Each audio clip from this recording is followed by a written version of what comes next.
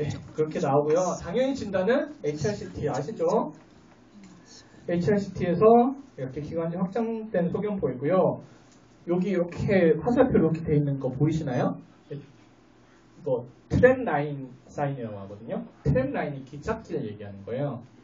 이게 기관지 확장된 소견이 이런 것만 기관지 확장된 소견으로 알고 계시는데 이것도 기관지 확장된 소견이에요. 이것도 추가로 알아두세요. 트램 라인이에요. 트램 라인.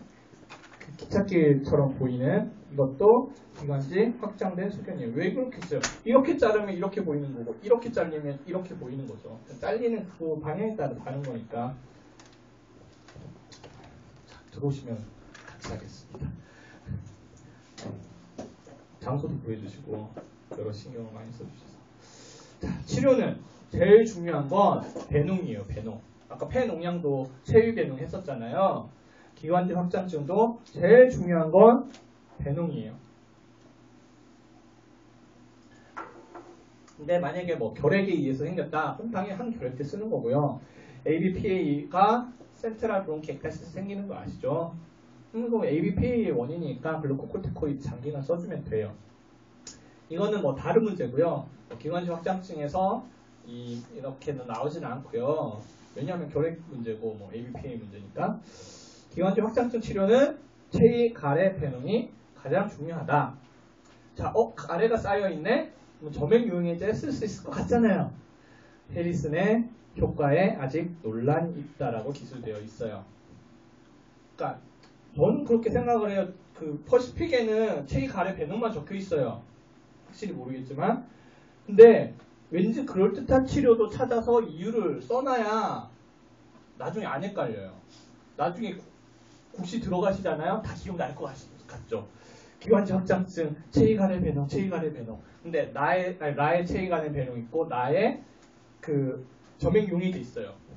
헷갈리는 거예요. 왜냐하면 다 기억이 안 나요. 기억에 대한 확신도 없어요. 그러면 내가 알고 있던 정보랑 섞어서 풀게 되어 있어요. 이렇게 점액용해제 효과 없다라고 짚고 넘어간 사람은 확실히 X 칠 수 있지만 이거 안 하고 간 사람은 쓸 수 있을 것 같은데 기억에는 아닌 것 같고 그러면 50%인 거예요. 그러니까 이런 것도 짚고 넘어가시는 게 좋으시고요. 왜 효과에 아직 논란이 있다라고 되어 있겠어요? 저기 선배 의사분들도 써보고 싶은 거예요. 될 것 같은 거예요. 근데 아직 효과가 없는 거예요. 급성악화시의 감염 치료는 항생제를 쓰는데 아까도 말씀드렸죠. 기관지 확장증은 예방적 항생제를 쓸 수 있어요. 근데 예방적 항생제 아주 보수적으로 써요. 급성악화가 드문 환자는 안 써요. 예방적 항생제. 악화 시에만 사용해요. 근데 만성적으로 화농성 객담, 화농성, 물원 가래가 나올 때는 장기간 항생제를 써요. 효과가 있지만 예방적 항생제는 좀 보수적으로 쓴다. 그렇게 알아두시면 되고요. 그리고 당연히 뭐 기관지 확장증도 옵스트럭티브 디스라고 했잖아요. 그러면 옵스트럭티브 있을 때는 기관지 확장제로 증상 해주면 되고요. 그러니까 밑에 것들은 다 이제 그때그때 증상에 맞는 거예요. 감염 증상 있으면 항생제 써주고 기류 폐쇄 있으면 기관지 확장제 써주고 그러므로 기관지 확장증의 평소 치료는 체위, 가래, 배농밖에 없어요. 나머지는 그때그때 다른 치료를 쓰시면 돼요. 감염까지 하고 또 10분 쉬겠습니다. 폐결핵. 주소는 얘네들도 길어요. 4주간의 기침과 객담, 혈담과 점심 무력감. 이거 다 기출문제 기술되어 있는 것만 뽑아온 거예요. 6개월 전부터 기침, 객담, 혈담, 호흡곤란. 기관지 확장증이 헷갈리겠죠. 그래서 AFP 검사를 써놓는 거예요. 기출문제에. 근데 폐결핵에서는 백혈구 수치는 정상으로 보이고요. 진단은 체스트 엑스레이로 해요. 폐결핵은 위험한 질환이기 때문에 호흡기 증상 가진 환자에서 체스트 엑스레이 이상 소견 보이면 우선적으로 결핵을 의심한다고 해리슨은 되어 있어요.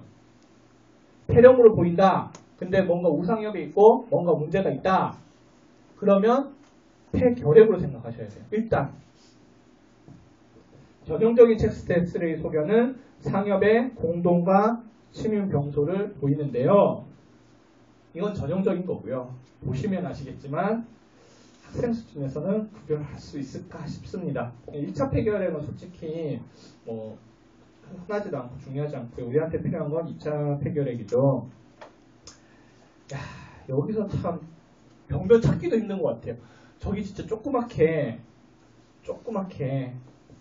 파란색 표시 쓰이는 거기 같은 위치 보시면 정말 조그맣게 음영 증가 소견이 있어요. 저거는 이제 폐렴인지 폐결핵인지 구별할 수 있는 사람은 아무리 명의가 와도 없어요. 근데 상엽에 있으니까 우선 폐결핵으로 생각하셔야 돼요. 폐렴보다는 폐결핵이 더 위험하니까. 여기 이쪽 그림도 뭐 위에 조그맣게 있죠. 여기도 확대한 거 조그맣게 있고요. 뭐 이것까지는 모르셔도 될 것 같은데 트림 버드 사인이라고 이렇게 나뭇가지가 이렇게 펼쳐진 모습 이런 게 폐결핵을 좀 의심하게 하는 소견이라고 합니다. 이게 가장 폐결핵스러운 사진이겠죠. 왜 상엽이 잘생기는지는 알겠죠. 그 공기 좋아해서 그쪽으로 가는 거예요. 그래서 상엽의 공동을 형성을 하고 있는 이게 폐결핵의 전형적인 사진이고요. 두 번째 사진도 헤지니스 안에 정말 조그맣게 공동이 있어요. 정말 조그맣게. 그리고 CT 사진도 뭐 CT 사진은 쉽고요. 자, 이거는 폐암이랑 구별하기 힘들어요. 메스 형태로 보이고 있는 거예요. 이쪽에 메스 형태 보이시죠? 이러면 폐결핵인지 폐암인지 구별하기 힘들다라고 영상의학책에 되어 있어요. 근데 구별할 수 있는 방법 중에 하나가 주변에 추가적인 질병이 있는가, 추가적인 질병 사인이 있는가, 산포수라고 되어 있죠. 주변에 조그맣게 하얗게 이렇게 있잖아요.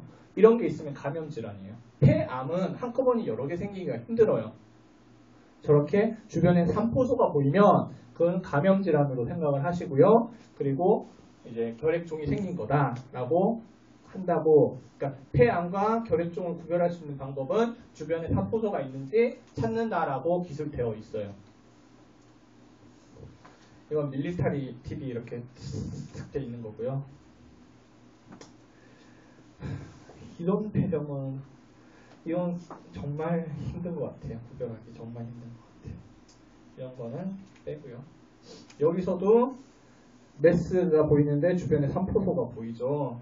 이거는 폐암보다는 결핵종을 의심하게 하는 거다. 그렇게 알고 계시면 됩니다.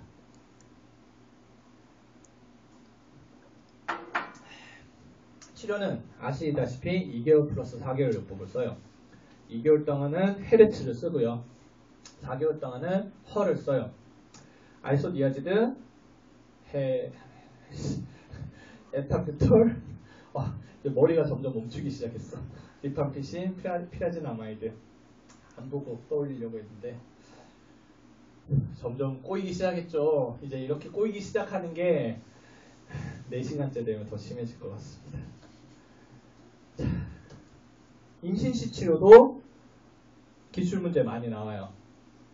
답은 그대로 치료한다요. 무조건. 퍼시픽에는 그녀의 폐결핵은 허로 치료한다 이렇게 되어 있어요. 피라지나마이드도 쓸 수 있어요. 저도 그렇게 외웠었는데 해리스는 이렇게 되어 있어요. 피라지나마이드는 임신 중 사용의 안정성에 관한 자료가 없지만 필요하다면 사용할 수도 있다라고 기술되어 있어요. 애매하기 때문에 그 2개월, 그러니까 치료하기 시작한 지 2개월 이내 임신 문제는 안 나올 거예요. 왜냐면 이거 빼기도 그렇고 안 빼기도 그렇거든요. 그래서 대부분 그냥 임신 시 폐결핵 치료, 그대로 치료해, 그대로 치료. 피라지나마이드도 쓸 수 있어요. 못 쓰는 게 아니에요. 자, 간기능 장애 시, 이게 문제예요. 대부분의 폐결핵 약은 간 기능의 장애를 일으켜요. 그래서 경미한 간 수치 상승은 어떤 결핵 치료를 하더라도 생길 수밖에 없어요. 그거는 그냥 넘어가요. 근데 AST, ALT가 200 이상으로 상승했구나. 황달이 발생했을 때는 즉시 치료를 멈춰야 돼요. 이게 중요한 이유는 뒤에 다시 나올 텐데 폐결핵은 1차 치료약제 있잖아요. 헤르츠. 그걸로 해결 안 되면 끝났다고 보시면 돼요. 2차 약제는 효과도 별로 없고 부작용만 크고 어쩔 수 없을 때만 쓰는 거예요. 웬만하면 폐결핵 치료는 1차 약제로 쇼부를 봐야 돼요. 그래서 중요한 거예요. 1차 약제를 끊는다라는 건 아주 신중하게 판단을 해야 되는 거예요. 간 수치가 200 이상 상승했거나 황달이 발생했을 때는 이거는 폐결핵이 문제가 아니라 간 부전에 빠질 수 있기 때문에 간 독성 약제 모두 중단해요. 모두 중단해요. 이런 경우 잘 없어요. 그 1차 약제 모두 중단하는 경우 잘 없어요. 그것만 뒤에 정리해드릴 거예요. 간 독성 약제 모두 중단해요. 그리고 간 기능 장애 없는 약제로 엄호하다가 수치가 이때 정상화가 되면 센시티비 찾아서 안전한 제재로 그때 이제 1차 약제도 추가할 수 있겠죠. 그렇게 치료를 하는 거예요. 그래서 역시 여기서 이제 즉시 투약 중단한 후 다시는 같은 약제를 주지 말아야 하는 경우 정리를 해놨어요. 아까 간부전도 있고요. 200 이상일 때. 그리고 리팜피시는 세포를 때려 부순다고 생각하시면 돼요. 그러면 다 해결돼요. 스럼보사이토페니아, 혈소판 때려 부시는 거죠. 그리고 아큐트 헤몰리틱 아네미아, 적혈구 때려 부시는 거죠. 이런 게 많아지면 어떻게 되겠어요? 아큐트 레날 페일리어도 생길 수 있겠죠. 그러니까 리팜피는 세포를 때려 부신다. 그런 게 있을 때는 리팜피는 절대 멈춰야 된다. 절대 빼야 된다. 라고 알고 계시면 되고요. 에탄부트, 이게 가장 그 기출문제 많이 나왔죠. 옵틱 유라이티스. 시력이 뭔가 이상 있다? 무조건 에탄부트로 끊어야 돼요. 무조건. 피라디나마이드는 통풍 발작 시에 끊는다고 되어 있어요. 단순 관절통은 아니에요. 헷갈리시면 안 돼요. 뭐 환자가 관절 아프다 오셨다고 해서 끊는 게 아니라, 왜냐하면 1차 약제는 웬만하면 안 끊는 거예요. 웬만하면 아주 보수적으로 끊어야 돼요. 그래서 이게 중요한 거예요. 실패와 재발, 폐결핵 치료 실패했다. 그럼 약제 바꾼다? 아니에요. 실패한 게 아니라 이제 실패 사인이, 실패 의심이 보였을 때는 1차 약제 그대로 써요. 그러면서 그 약제 감수성 검사를 같이 진행을 해요. 결과 나오면 그때 바꿔주는 거예요. 웬만하면 1차 약제 포기하면 안 돼요. 폐결핵은 1차 약제를 쓰고 안 되면 정말 힘들다고 보셔야 돼요. 그래서 실패 사인이 보였든 재발했든 1차 약제 그대로 쓴다. 단 약제 감수성 검사를 통해서 결과 나오면 그때 감수성에 맞게 바꿔주면 돼요. 그리고 약 치료 실패가 의심은 싫어요. 그러면 유지한다고 했잖아요. 근데 환자가 뭐 완전 악화돼서 힘들어. 그때는 그냥 지켜볼 수는 없잖아요. 그때는 이제 약제 감수성 결과가 안 나오더라도 새로운 약제 추가할 수는 있어요.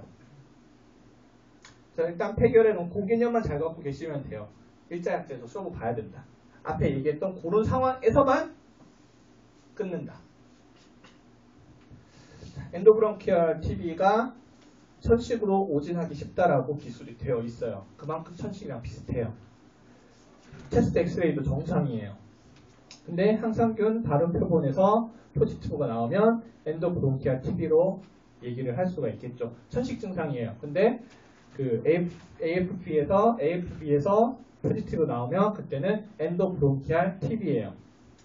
이렇게 천식이랑 구별하기 힘든 질환이 엔도브론키얼 TB가 있고요. 그리고 ABPA도 있어요. ABPA도 천식이랑 구별하기 힘들다라고 기술되어 있어요. 해리슨에 다 그렇게 기술되어 있어요. 그래서 기관지 내시경 검사를 통해서 그 부분을 꺼내서 그 항상균 발음 표본 검사를 하시면 되겠죠. 자, 여기까지 하고요. 또 10분 쉬도록 하겠습니다.